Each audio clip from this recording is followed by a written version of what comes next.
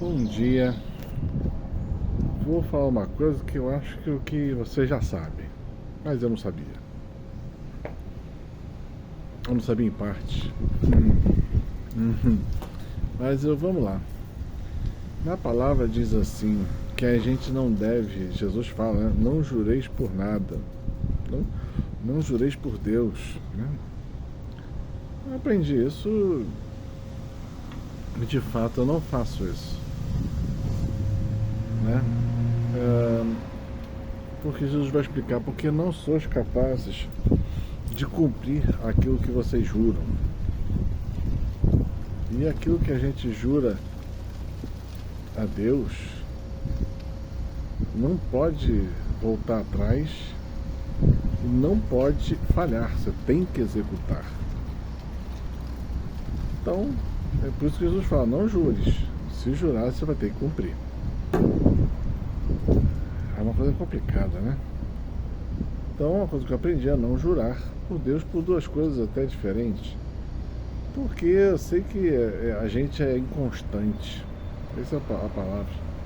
E quando você faz um juramento, você tem que cumprir pela constância.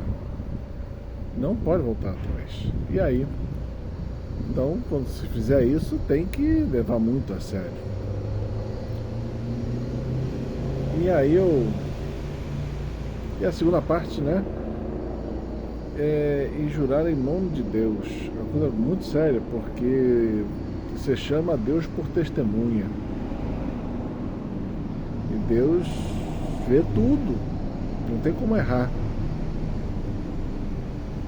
Então tem que ter muita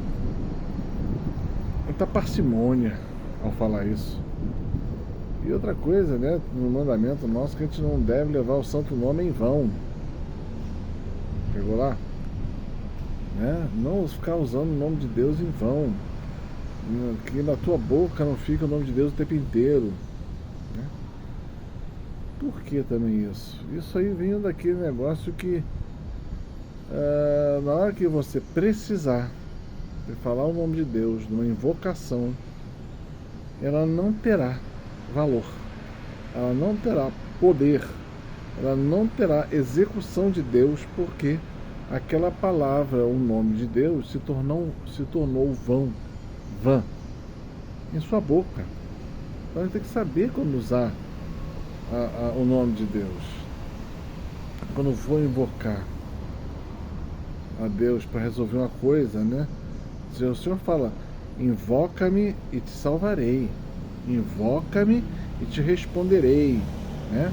Então, mas aí você tem que saber quando usar o nome de Deus para fazer uma invocação de um momento realmente necessário, né? Então, a segunda coisa interessante. E a terceira coisa que eu não gosto desse povo aí que faz promessa. Meu Deus do céu, como é que você fala um bicho desse? Porque eu fico pensando assim, eu vou fazer uma promessa a Deus. Tá bom, vou prometer o quê? Cara, Deus é dono de tudo. Nada que eu possa fazer realmente. Deus fala assim, oh meu Deus, como esse rapaz é bom. Não, não. Então, eu sempre fiquei com isso encasquetado na minha cabeça. E Deus, ele é bom. Ainda tem aquele negócio de pagar promessa. Meu Deus do céu. Aí eu vou pagar uma promessa. O que você pode ter para oferecer a Deus para pagar que ele não seja dele, né? Eu vou fazer um milheiro de uma oração. Vou andar de joelho em Notre Dame. Cara, sinceramente, eu posso fazer também com gente que eu conheço, né? Vou fazer uma promessa para pagar, para andar de joelho lá em Fátima. Eu vou adorar fazer uma promessa dessa, né? Só para ir a Fátima. Então não faz muito sentido essas coisas, né? Porque não é por aí, não é em função disso. Aí Deus estava falando comigo que Ele queria que eu fizesse um voto. E Ele ficou encasquetado com isso falando sobre isso um tempão, há muito tempo. Eu falei, eu vou fazer um voto. O que eu posso oferecer a Deus? Eu posso oferecer a Deus a minha oração do coração. E cada vez que eu fazia isso, então, Senhor, eu vou fazer um voto para fazer isso. Daí um tempo ele fala, me faz um voto. Eu falei, não era isso. Aí eu falo outra coisa. Isso ficou um tempão. Eu não sabia o que ele queria. Eu falei, me esclarece, porque eu não entendo, eu sou limitado. Falo mesmo. Aí eu fui ver alguns documentários e tal. Aí eu descobri, eu já tinha lido, mas não tinha percebido, que chama-se, quando se faz um voto, lá atrás, onde começou esse negócio de voto, onde começou esse negócio de promessa, na verdade toda essa junção tudo vem de uma coisa chamada voto de Nazireu. O voto de Nazireu era feito, é uma coisa solene, que é feito durante um certo tempo, você exercer uma certa atividade para Deus, e você oferece a tua vida naquele tempo para Deus, fazendo uma determinada atividade. Exemplo, Sansão tinha um voto de Nazireu, um dos primeiros, os mais famosos, um juiz, que ele, dentre as questões do voto, tinha algumas questões principais, e de Sansão não podia cortar o cabelo, né? Se cortasse, ele quebrava o voto dele, e a força dele em Deus, a força de Deus nele se executava em função do voto que ele exercia todos os dias em função disso. O sacerdócio antigo, do Antigo Testamento, não era perene, não era o tempo inteiro.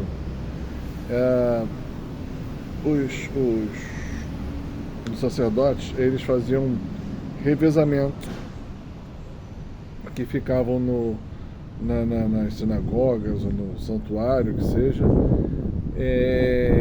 durante um certo tempo por mês, e nesse tempo que ele ficava fora, ele ficava sob o voto de Nazireu, que ele não podia fazer uma série de coisas e tinha que fazer uma série de outras, né? Se você vai ler lá João Batista, o pai dele era um sacerdote, e quando ele estava lá na função de sacerdote no templo, ele estava sob o voto de Nazireu, né? Você tem uma pista lá, se você ler, você vai descobrir.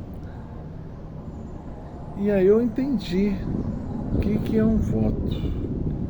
Porque a gente tem já a função da promessa, do receber algo. Esquece, né? E aí eu aprendi que durante o tempo que você está sobre o voto, você não pode... Tem duas coisas que qualquer voto não pode fazer, né, do voto de Nazireu, voto original, que era, você não pode beber bebida alcoólica de jeito nenhum, e não pode cortar o cabelo. Então, aí eu entendi Sansão. Só que Sansão foi feito o voto de Nazireu dele pela mãe dele sobre a vida dele, porque ela era estéril, e a mãe dele pediu um milagre que fosse feito ela ser fértil, e ela concebeu, e ela consagrou o filho a um tipo de sacerdócio, né, sobre o voto, só que diferente, não era o clássico. E assim foi. Então eu aprendi que o voto e a verdadeira promessa, porque a promessa na verdade é um voto, é você exercer, não é que eu vou fazer alguma coisa para ter uma determinada graça, esquece, não é isso. Se você está fazendo isso, está fazendo errado. Você tá trabalhando com Deus com uma forma de barganha. Nada que você possa realmente oferecer a Deus é agradável a Ele. a não ser que você faça do jeito certo. E o jeito certo é o voto do Nazireu. Um sacerdote faz esse voto, só que é perpétuo. Enquanto ele estiver vivo, ele tem que observar aqueles votos, o que ele consagrou a Deus, né? Um sacerdote, depois que ele é ordenado sagrado, tornado sacro, ele vai ser sacerdote pro resto da vida dele. Não interessa, desistiu, ficou maluco, não interessa. Ele continua sacerdote até o final da vida dele. E no final da vida dele, ele vai para o julgamento particular dele e ele vai ser tratado como sacerdote, tendo feito as coisas certas ou erradas. Aí você vai descobrir que no céu tem um local específico, agraciado, muito agraciado para aqueles que viveram sacerdotes, seu sacerdócio, né? Jesus chega a falar sobre isso com os apóstolos. E também no inferno tem um lugar muito feito para aqueles sacerdotes que não foram verdadeiros sacerdotes e não usaram sua vida como Deus quis. Então é o mais alto dos céus, o mais baixo dos infernos, né? O sacerdote que vai parar no inferno, ele vai para o centro do inferno. A maioria das pessoas não sabe disso, mas fiquem sabendo. Ok. Então, aí quando Deus pede esse voto, você faz o voto, você tem que escolher o que você está fazendo, e a escolha é fazer o seguinte: eu vou dedicar meu tempo a Deus de uma certa forma. E tem as seguintes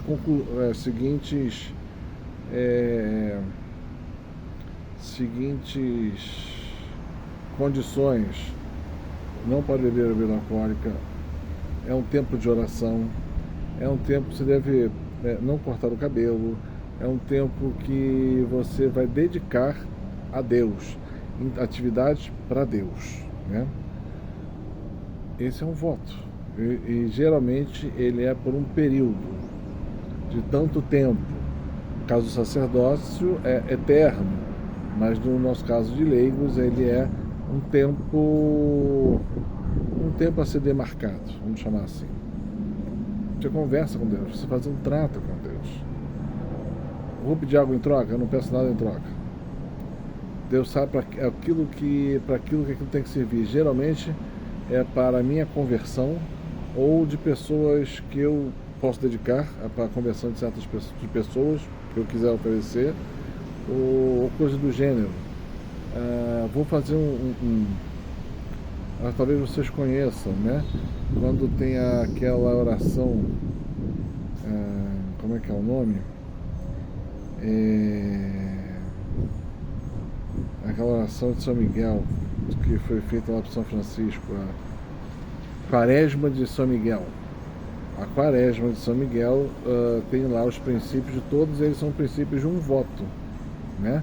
Você, durante 40 dias, você vai rezar uma certa oração de uma certa forma, com uma vela acesa, personificando Deus, uma imagem de São Miguel, invocando a presença desse arcanjo maravilhoso, e você vai fazer aquilo, e você pode dedicar aquilo para a sua conversão ou de alguém, ou alguma coisa que você espera que aconteça no futuro. Você pode, não sei se vai acontecer, né? Mas você pode fazer. Mas as características da Quaresma de São Miguel são de um voto. São Francisco fazia como voto. A maioria das pessoas pode até não saber, mas é um voto de São Francisco. Eu acho que vocês já sabem isso tudo, né? Mas eu estou botando só porque eu aprendi isso esses dias. Então achei fantástico. Porque eu gosto de falar isso, né? Deus tem um jeito de ser e ele segue as regras dele. Se você não fizer do jeito dele, não sei o que vai acontecer. Mas se você obedecer o jeito que ele faz, as regras que ele faz, do jeito que ele pede, tudo dá certo, tá? Então eu queria deixar essa informação, tá bom? Paz e bem.